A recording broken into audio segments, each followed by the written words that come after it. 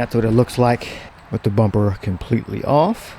How good is this hybrid battery? This battery is over 5 years old, and I have not started this car in over a week.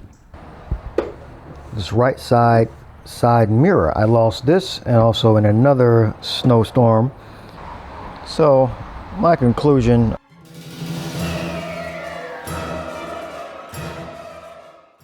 welcome to Autolife. We're going to take this front bumper off so you can see how it looks.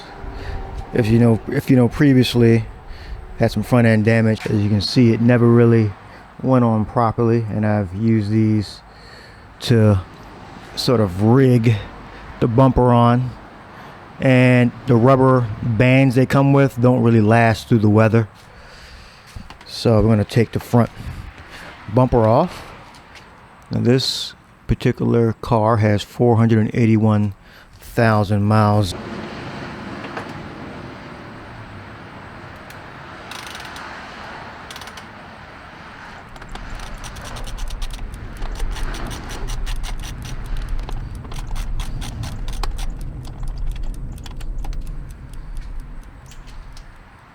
And that was the 10 millimeter in the middle.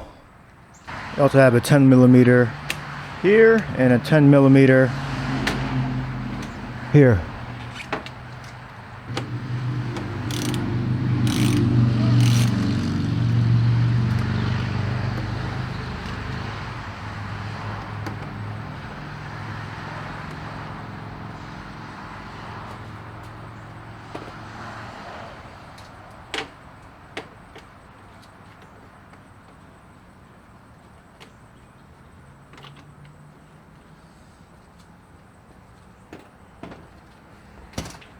Alright, this bumper should come off.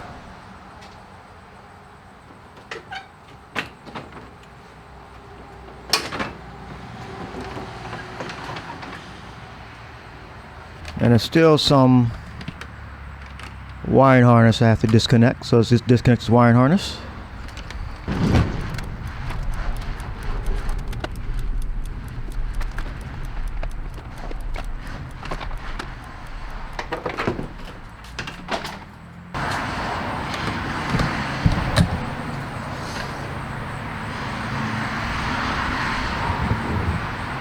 Wiring harness,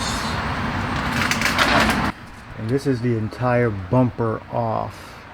Now this is missing the fenders that attach there at the bottom and the plastic under the car.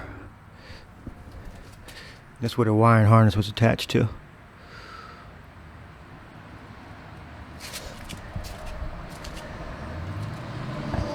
That's the wiring harness. It's probably the radar that controls the radar adaptive cruise control. This is probably the radar that the sensor that controls the radar adaptive cruise control. That's what it looks like with the bumper completely off.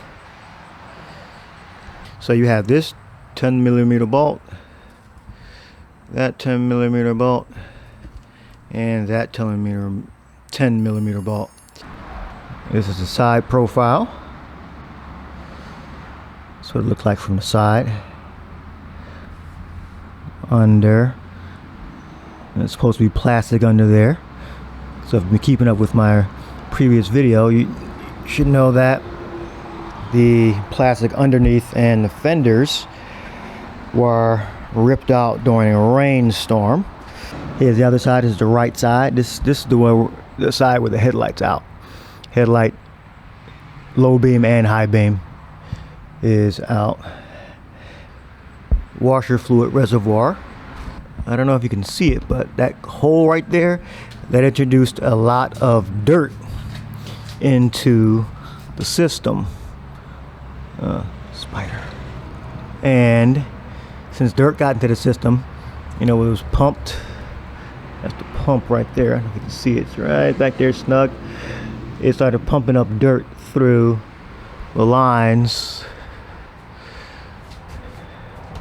and made its way to these nozzles, and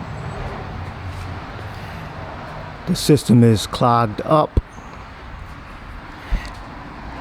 and it destroyed the original washer fluid nozzles. So I bought aftermarket washer fluid nozzles, and they just don't work the same. So if I would want this system to work again correctly in the future, probably going to have to go with the dealer version, the original equipment washer nozzles. That's it right there. And I can either repair this or buy a new one. Okay, I have the front bumper off, as you should be able to see. So it's going to get additional engine lights. So we're going to start it up. I haven't started this up in about a week. So let's turn it on. Let's check the hybrid battery. This is not a definitive test, but some people have been asking me about how is the hybrid battery doing. So we're going to give you a look at how it looks after it's been on for a week. All right. Pre-collision system malfunction. Headlight malfunction. 481,778. All right. So that wire harness I unplugged may have been radar adaptive, cruise control, or the pre-collision sensor, or some variation of that name, or the radar adaptive cruise control sensor that's the way it detects whether you're about to get in an accident. So either one. And then you can see here it says pre-collision system system malfunction has been detected. That's because the bumper is sitting right there. Okay, so and I got the high beams on, and as you see, it's been sitting for a week and the engine did not start. You didn't hear the engine start, right? And that's what the battery looks like. It's at 3. That's pretty much where it gets to. That's pretty much where it gets to before it wants to charge again. So, I got low air pressure, which that's probably accurate since it's been sitting for a very long time. So, how good is this hybrid battery? This battery is over 5 years old, and I have not started this car in over a week, and the engine didn't start because it still has power left in the cells. And this is as you can see, 481,778. It should be starting soon. Let me turn the AC on. AC on 65. It's gonna wind up. I can hear the fans. All right, it's winding up. Now it probably should turn on. Again, this is not it's not a scientific test, but I have not started this car in a week. And this is a 5-year-old car, and the bumper is off. The bumper is off.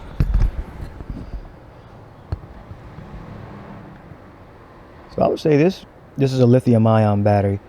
This battery is still good. I would say that the hybrid batteries, the lithium-ion batteries. Oh, there we go, and it started.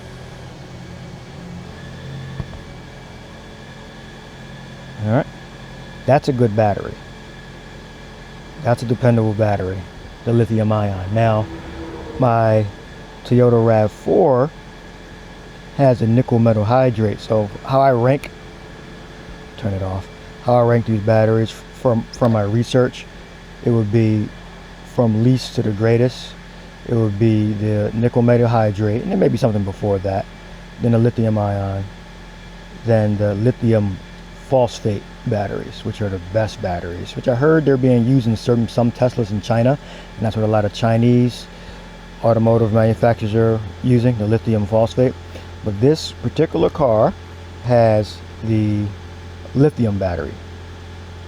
All right, which I'm very disappointed that the lithium batteries are not in the Toyota RAV4s or the Toyota Highlanders. They use the nickel metal hydrate batteries.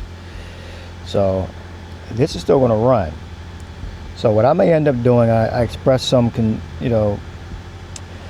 brainstorming. I was brainstorming whether I should get rid of this car or keep it. We're almost at 500,000 miles, and really all it needs is a headlight and a water pump. That's really all it needs. It doesn't really need anything else to keep me on the road. I heard someone mention that I should replace the fenders, the plastic to protect, I guess some grounds or some of those, I guess the inverters down there, the transmission, the bottom of the engine. But I wouldn't say that's a priority. I would say that water pump is in the headlight, the right headlight, which if you saw the previous video was like $1,000. So, and a junkyard, if I find one in a junkyard, they know how much that headlight costs, so they're going to charge me, but I'm not confident that I will find one. I haven't looked, but we'll see. But I'll just won't drive this at nighttime, and I'm not going to drive it regularly, like to go to work. But once I replace that water pump, I'll feel more confident in actually driving it around town. All right, so, and it cut off. There we go. So it charged it to. It didn't go off the 3 yet, so we pretty much seen the cycle from when it turned on to when it turned off. All right. So I would say this car is still good. The only reason I would want to get rid of this is just to consolidate my responsibilities and expenses. But I believe this car is going to continue to run. All right. She's going to continue to run. So I give her a little time, give a little care, and she's going to run. Well, go to throw them parts at her. Is the coolant pump circuit B malfunction? That's a common water pump failure. You have to. They say these pumps last, from my research, last 100,000 miles. The coolant water pumps. So we've gotten 481,000 miles on the same water pump. So my conclusion about the Toyota hybrids with the lithium batteries in there, these cars are going to last you. All right, even with a battery, being a hybrid. If I were to go back and say, should I get a gasoline version or should I get a hybrid version, I definitely would get the hybrid version, because these batteries will last. And I got it almost to 500,000 miles before I said I outgrew it, and I got the RAV because I needed more cargo space. I just needed the space in general. I needed the all-wheel drive, which the RAV4 is not all permanent all-wheel drive. It just turns on when it needs it in high acceleration when it first starts off, and then it goes back to front-wheel drive. But this, if you're thinking about purchasing the Corolla Hybrid, definitely grab it. And I believe they come with the all-wheel drive now. This is a 2020 Corolla Hybrid, so I believe the new ones have the option for all-wheel drive. So definitely get the one with all-wheel drive if you have that option. Don't get this pure front-wheel drive. All right. When I was doing one of my trips from New York, Binghamton, New York, I was taking something down to Virginia, to Glen Allen, Virginia, and for some reason I decided to get off the main road, 476 I believe it was, and take the mountain roads during a snowstorm, which was incredibly stupid. And I ended up getting stuck in the snow on a hill. It was like I was stuck in the Twilight Zone. I kept going back and forth to different hills, and I could not get over these hills.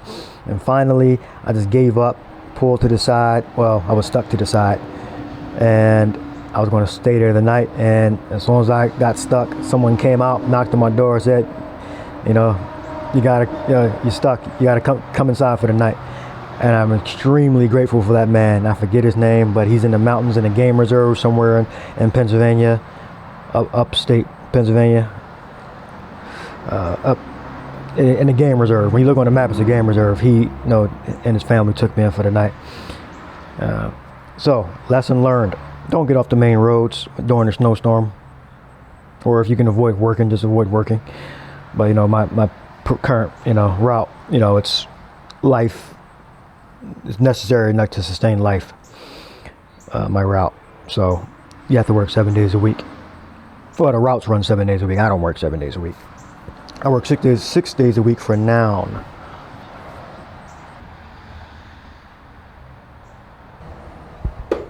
This right side mirror, I lost this, and also in another snowstorm, snow, ice laden branches fell and knocked this off. This is, you can see this aftermarket. It's black. This is the original. All right, so clear difference. It was pretty easy to take off. You just have to take the inside of this door panel off, and there's screws right there that unscrew. I did this years ago. It's not difficult. It's clips. The inside is held in by different clips, and it's be gentle when you take them off. It's a relatively easy job to do. But I drove home with no mirror. Well, I was still getting to my destination. Then I had to drive home with no right side mirror in the snow.